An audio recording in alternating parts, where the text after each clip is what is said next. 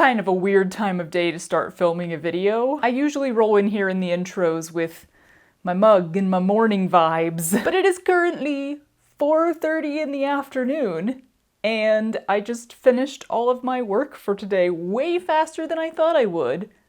So hey, why not start the next project, yeah? What is the next project, I hear you all asking? Actually, I don't hear you all asking because I told you what the next project was in last week's video. It was supposed to be in last week's video, and it just got too long and involved, so now it's its own video. Yeah, we're all on board, right? It's the woven version of the pleated, striped illusion dress, which I am referring to from now on as the goddess gown. Safe. I'll be honest, I don't really feel like going through the whole spiel again. Can I sum up even faster this time? Wanted to copy my favorite clothing designs. One of them is the goddess gown. Asked you if you had any questions that I could cover. Many people requested that I make one out of a non-stretch material. I think that gets us all up to speed. I've seen multiple versions of dresses that feature these pleats around the waist, whether it's just a regular fabric that's pleated, there's no stripes, there's no illusion or anything, or the one that, who was it? So many people sent me this photo. Greta Gerwig wore one by some designer. I don't know any designers, y'all. I can never keep track of all the designers. But I know it was Greta Gerwig who wore it to something. That was very inspiring. I particularly was in awe, shall we say, of the way they faded the white into the blue. I believe it was on the straps.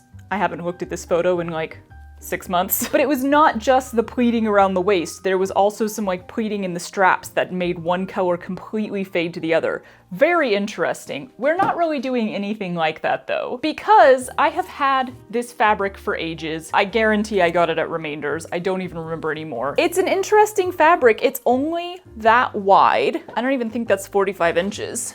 I wonder if it was made to be curtain panels. It's 30 inches wide, but I have two pieces. One of them is already fairly long. The other one is stupidly, ridiculously long. So that seems like enough to do something fairly dramatic, I hope. Y'all, when I pre-washed it, I literally went through and hemmed everything first, except I apparently forgot this side, but I hemmed all the raw edges because I was like, this is going to shed so much in the wash, and then you end up with those like tangled masses of threads and they get wrapped around fabric, and so you're sitting there like cutting these shriveled masses apart. Good times. Let me show you my design. I have drawn my design already very beautifully, but unfortunately every time I hold up a pencil sketch, everyone says they can't see it, which is fair. Can you see it now? So I'm gonna redraw it on the board. Come closer. So the base dress would just kind of be the exact same concept as the knit dresses that I make. You pleat the stripes together in the center, and then they open up into the skirt to make the skirt bigger, yeah? Instead of the big drapey sleeve things that I normally do, I want to take this over the bust and then actually cut it off right here, because I want to make a whole second piece that drapes like this. This is kind of disproportional, but that's okay. And this one would have the same pleated thing on the sides here. And then you'd theoretically get lots of drapey here in the center. Because I don't really want to put any form of closure in this dress, my plan is also to make it similar to how I did the pastel one, where you have panels in the sides. What was that arrow? That make the whole dress wider around so you can get it over your head. And then you lace those panels and tie them at the bottom. And that's how you shrink the dress to your size. I'm not sure how well that's gonna work out in a non-stretch fabric, because you might have to make those panels so big in order to get it on that then there would just be a lot of extra material. I don't really know. So if that doesn't really work, the other option would be to just like put in a side zipper. So the pleating concept here is that rather than putting together all of one color and then having all of these other colors of stripes spraying out from the opening of the pleat, or I should really say the tuck. It's a tuck, not a pleat. On this one, the plan is to put together the less see-through stripes so that the waist here and then like right here on the sleeves or the drapey thing is kind of not see-through, and then you get all these more see-through skirt. Yeah, is this all making sense? The whole dress is totally gonna be see-through. I'm planning to wear it over this like nude underdress that I have. It's a very thin fabric, so I'm gonna warn you right now, I might not put pockets in it. Gasp! I know, but it is not a design and fabric that are conducive to pocket editions. I'm never quite sure how to add pockets to a see-through dress because you can just see them. So even though I started filming today, I don't really want to start sewing this today because my brain doesn't like that. My brain doesn't like actually diving into a project this close to dinner. What I am gonna do is just probably pin a few of these stripes together, play around with it, and get an idea of how this is gonna work and what I'm going for and how much space it'll cover. These are nice and wide stripes. I mean, those are like 2 inches, I think. I shouldn't need that many of them to go all the way around my waist. And again, this is like so many yards of this fabric. It doesn't look like that much because it's so thin both ways, both a thin fabric and thin panel, but it is a lot of yardage. Where was I going with that? I just thoroughly lost my train of thought, so that means it's time to stop talking. Psych! I never stop talking. We're just gonna talk about something else for a little bit because today's video is sponsored by Narwhal. Y'all, is your floor constantly covered in tiny threads, tiny scraps of fabric, tiny clumps of hair from your very furry friend or yourself? You're watching my video, so probably. We crafty kids are always making a mess, and that can make you dread finishing a project because you're just thinking about the cleanup and how long it's gonna take. As a lifelong hater of vacuuming, it's so noisy and energy draining. I have been absolutely thrilled to try out the Narwhal Flow, a next level robot vacuum and mop that is making my cleanup process so much easier and faster. Narwhal has really advanced the carpet cleaning abilities of a robot vacuum with the Narwhal Flow. Not only is there now a brush cover that lowers automatically to create a high pressure airflow zone, fancy way to say it sucks real hard, y'all, but they also have a tangle-free system, so I don't have to be constantly digging chunks of my hair, lynx fur, and 17 colors of thread out of the roller brush. Now when I finish a project, I can skedaddle off to my office and get to editing, and the robot will clean up for me. Grand! Honestly though, with a house full of hardwood floors, it's the mopping function I most appreciate. We always have bare feet and bare paws coming in and out from the backyard, and let's be real, I was not mopping as frequently as I should. Knowing that the Narwhal Flow can take care of all that dirt and dust for me is such a relief. And the Flow Wash mopping system, it's really the standout feature here. The mop pads are large and super thick, and they actually stay warm and wet throughout the clean, which helps break down tough stains a lot more effectively than other mops I've used. Unlike other robot vacuums where the mop just gets dirtier the longer it runs, the Flow Wash system keeps the mop clean throughout the job. What really impressed me is that it can remove stains in just one pass. I tested it on some rather dramatic ketchup, and y'all, it lifted that mess right up. Even ran a white tissue over the spot afterward, and there is no ketchup to be seen here. The mop also extends out from the unit, which means it's going to actually get into corners and around door frames and chair legs. It's the little details like this that go to show how thoroughly the Narwhal Flow has been tested and tweaked to be as proficient as possible. Back at the base, the mop is washed at high temperature after a certain amount of floor is covered, which you can also set yourself in the app. And it's dried when each job is done, so there's no bacteria or odors building up. The water tanks are super easy to pull out and empty or refill when needed, and the dust bag can last up to 120 days before needing to be replaced. Narwhal has made this vacuum as easy as possible to take care of, so you can have more time spent making projects and messes and a little less time spent cleaning them up. I'm all for that. If your interest has piqued and you're in the market for a new vacuum, then click the link in the description below for a special offer on the Narwhal Flow. Check mopping and vacuuming off your chore list so that you have more time for family and friends and creative endeavors. You know, stuff you actually enjoy. Thank you to Narwhal for sponsoring this video, and let's get back to stripes and pleating. Y'all, this fabric is slippery slidey. Gonna be an interesting time sewing so many straight lines into it. I'm just gonna pin some stuff, pretty much immediately turned into, let me sew a few of these and see how it looks, which then turned into pleating an entire panel width, complete with ironing the tucks flat. Ooh, y'all, my test has already given me ideas. I'm gonna have to be careful ironing this fabric because, I think that sort of texture you're seeing there is from ironing it. But I did all of the pleats nice and flat like that. But okay, this on the shoulder, and then like drapey, and then what if I did a train coming off the shoulder? Drama. By holding this piece to my waist, I can see that I'll need 4 widths of fabric pleated like this to go all the way around me. I also noticed that I rather like these 5-inch pleats in this fabric, so that's what I'm gonna do for the whole waistline. Because I have so much fabric, I think I'm safe to set aside this smaller piece to be the neckline drapey thing. The longer chunk should be plenty for the dress itself. Hello? Actually, let's see what my yardage is here, loosely at least. People are always asking me how much fabric I used for a project, and I never know.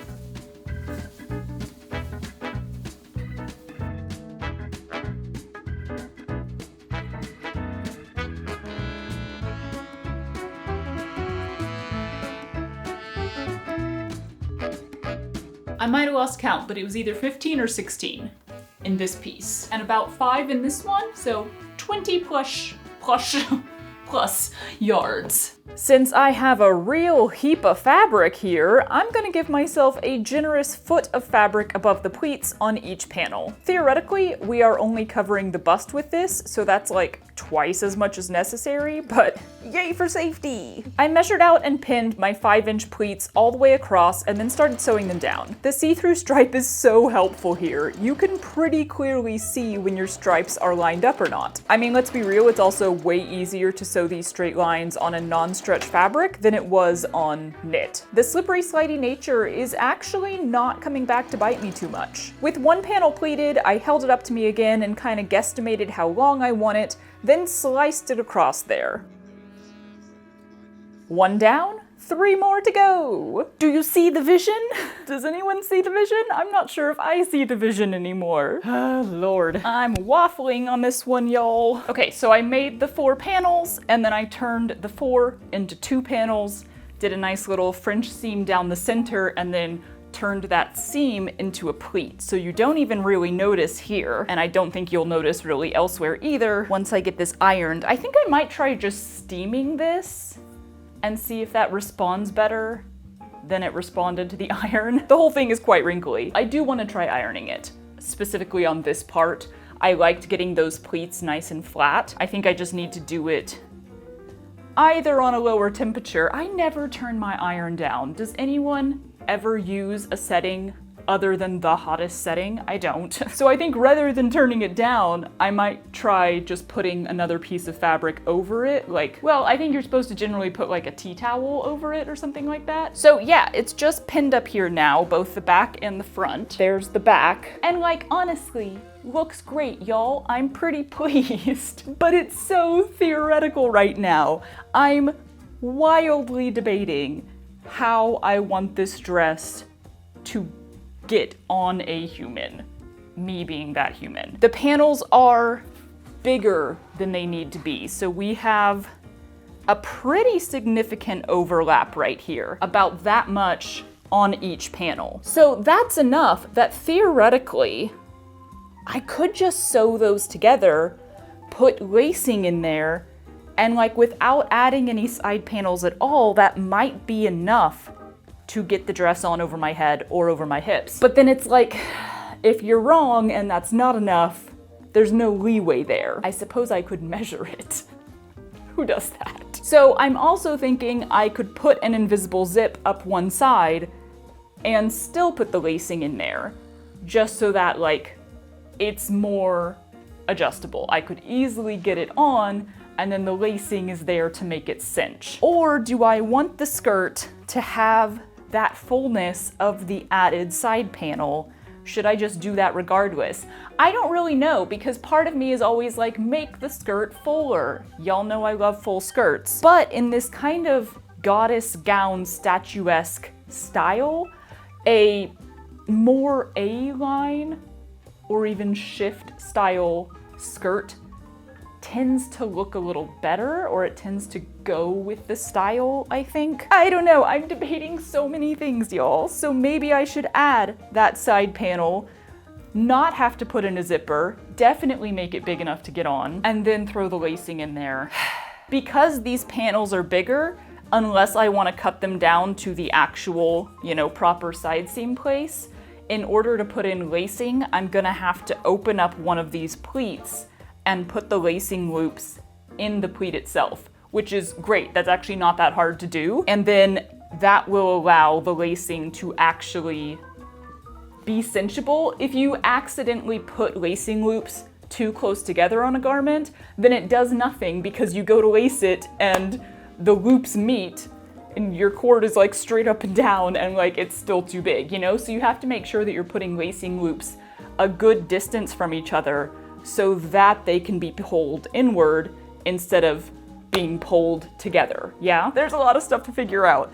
If I stay here and keep talking to you, it'll be like an hour of me just debating things. So I'll come back to you when I have answers. Here starts the part of the project where I have trouble verbalizing exactly what the crap I did. Y'all, if I ever don't explain my process for something, it's probably because I literally don't know how. But for starters, I got interested in the possibility of pleating some side panels into a sort of triangle shape, like stacking all the pleats right on top of each other so it spills open in this upside down V shape. I tried pinning that in place starting under the arm, but if there's that much extra fabric around the waist, I'll just have to lace over it anyway, and then it's just a bunch of extra bulk there unnecessarily, So I moved it down to the waist so that it spills open over the hip, and I do like that a lot more. The full skirts almost always win in my world. After legit an hour of sitting around and laying around debating closure options, I decided to try putting in side lacing,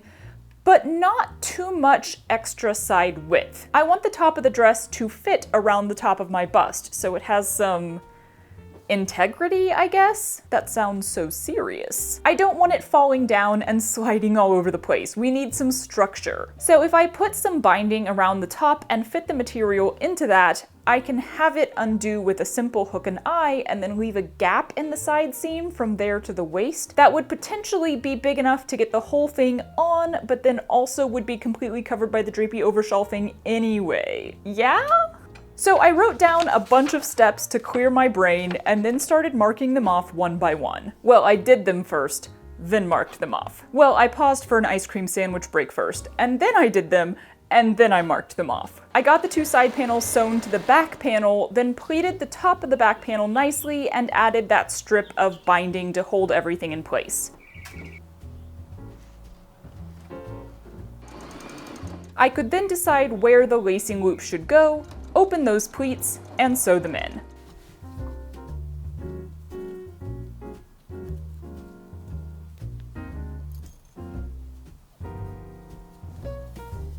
Same thing basically for the front panel. I pleated it to go over the bust, sewed that strip of binding across the top, and then opened up some pleats and added some lacing loops. Finally, I got some side seams in there and then steamed a little, trimmed a little, ironed a little, because the steaming did basically nothing, and at last, I think we can kinda do a try-on test.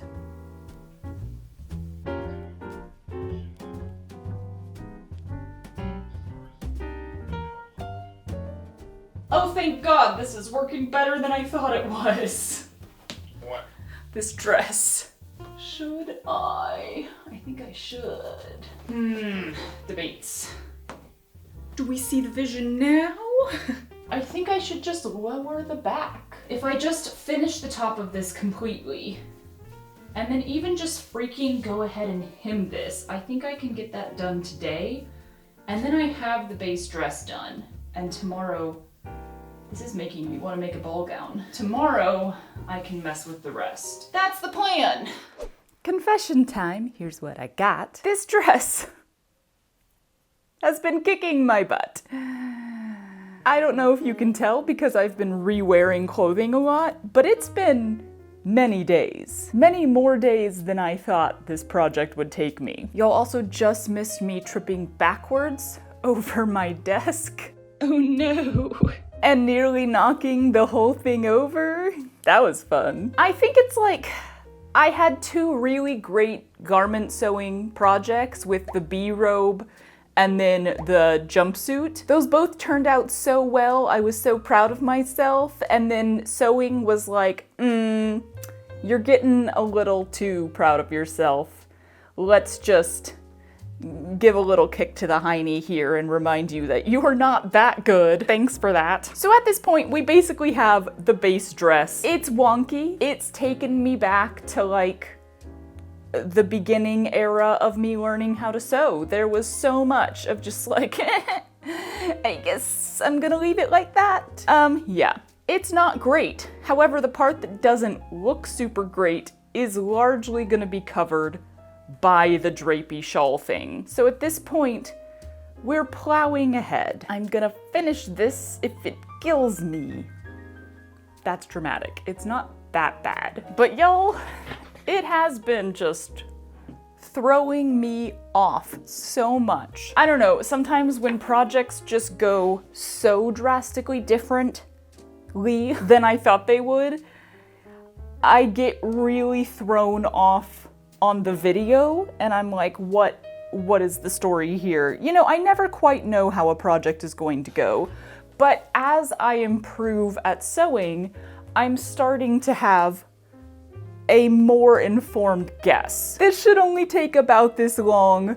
This should kind of work out in this way. You know, I'm better able to anticipate a lot of sewing projects, even if I don't specifically know all the little hitches in the get-along that are going to hitch or get along. So I think this one just took me by surprise because I wasn't expecting it to be as problematic as it has been. So yeah, I kind of lost the plot of the video and that didn't help either, and I've just been finding every possible reason to procrastinate on this project. Like, each step along the way has not been that hard. It really has been just like, pleat it, sew something to it, but like, in between every step, I keep being like, is there anything else that I could do? Let me go live stream. I've started live streaming now, in case you missed that. Let me go work on a puzzle. Let me go do other stuff. Ooh, last night, let me pleat some things while I'm chatting. Last night I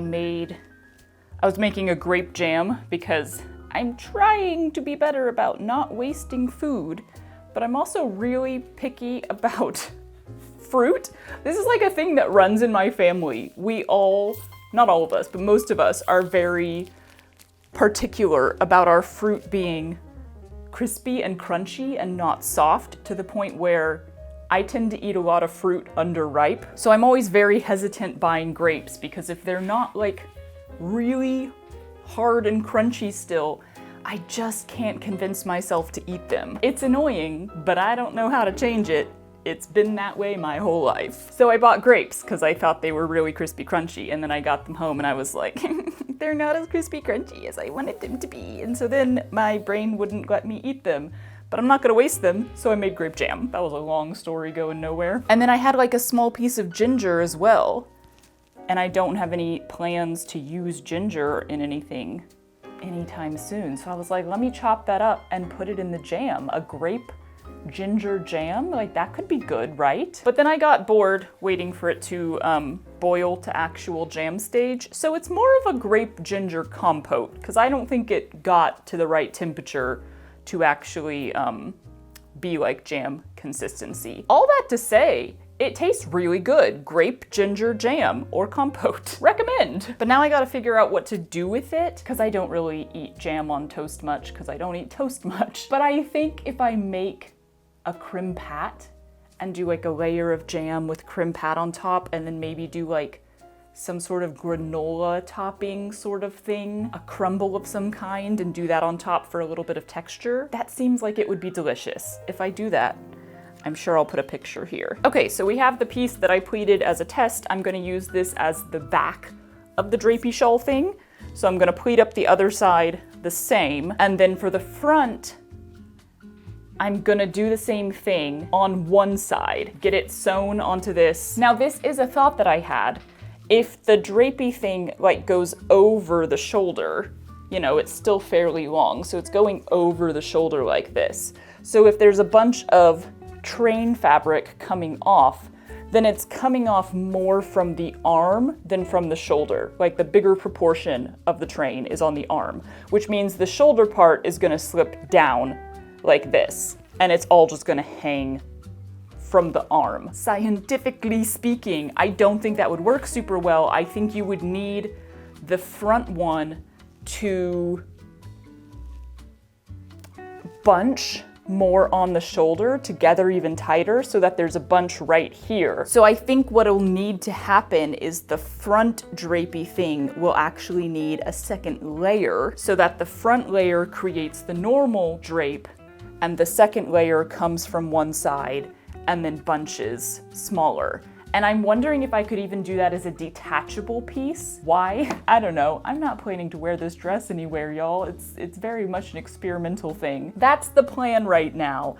I do feel better now that the base dress is done. When I put it on yesterday, before doing the binding and top and everything, I felt a lot better about it. Then I put it on again after doing all that last night, wasn't filming or anything, and I felt less good about it. It is wonky, but I think it's one of those things that'll look good from a distance. Just don't look too close. And you know what?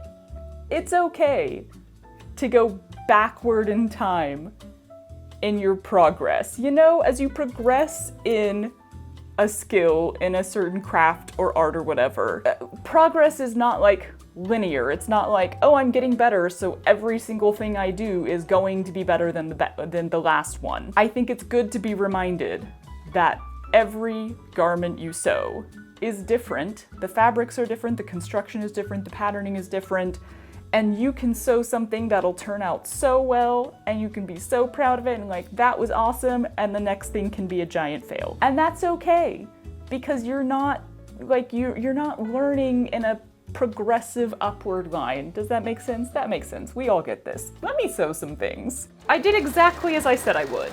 Cut out a section of the fabric, pleated up the other end, got it all ironed and looking good, and then I tested it out and immediately realized that there was too much material at the top and not enough at the bottom. So the whole thing really needs to be cut on a diagonal, like start out as a trapezoid? Oh lord, geometry has vacated my brain. So we are starting over on the valence thing, but that's fine. It's totally fine. I have tons of fabric. I also shortened the pleats to only 4 inches, and now they're on this diagonal line, so the drape is falling much better. I decided to go ahead and accept the logic in my head and just cut out a matching panel for the front half. So once that was all pleated and good to go, I French seamed one side together and then did some experimenting with what a second layer would look like and whether I should sew it on or make it detachable or I don't know. I think I'm gonna go for it. You know, why not at this point? Why not? I actually don't have as much fabric left as I thought I did, mainly because what is left is in 3 separate pieces. So this shoulder train won't be that long. Like, I don't even think it's gonna hit the ground. But I pleated up one side just like the existing valance and then hemmed the rest and sewed all 3 layers together, French style, wahoo! I'm gonna attach the front of the valance to the front of the dress, so hopefully it'll stay on the shoulders, and then I'll gather that train up and hand stitch it to the shoulder of the valance, and you know what? Let's just see what it ends up looking like. Yeah.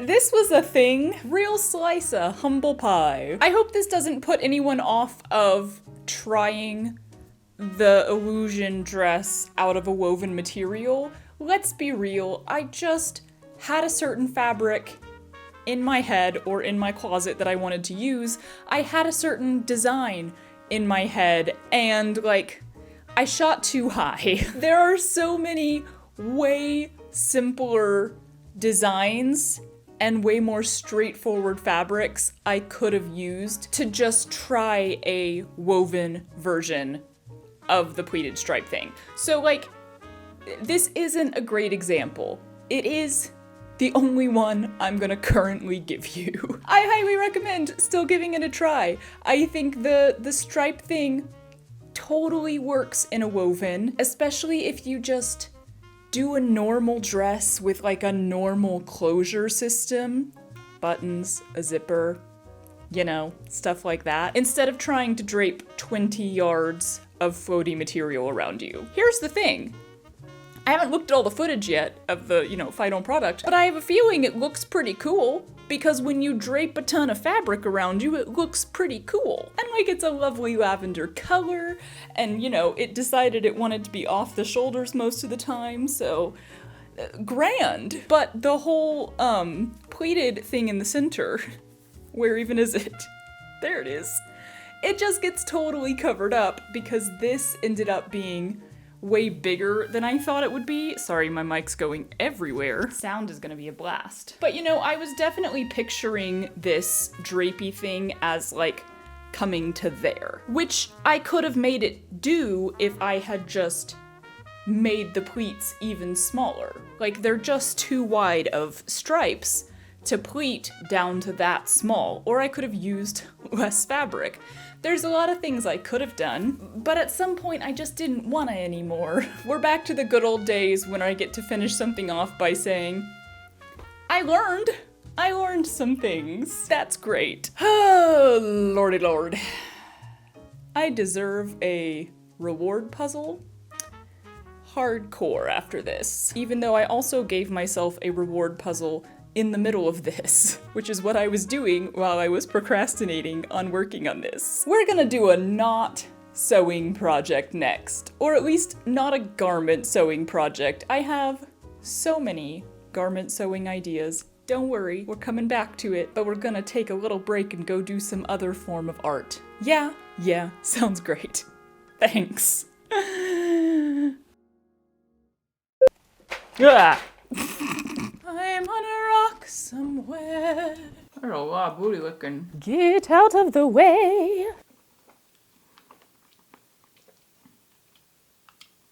Cherry spit cup. Waiting for the AC to turn off. Thank you. Are you normal? Okay, so this, oh, my voice just did weird things. I want some good cake. Yeah? It's garbage day, garbage day. Reward time.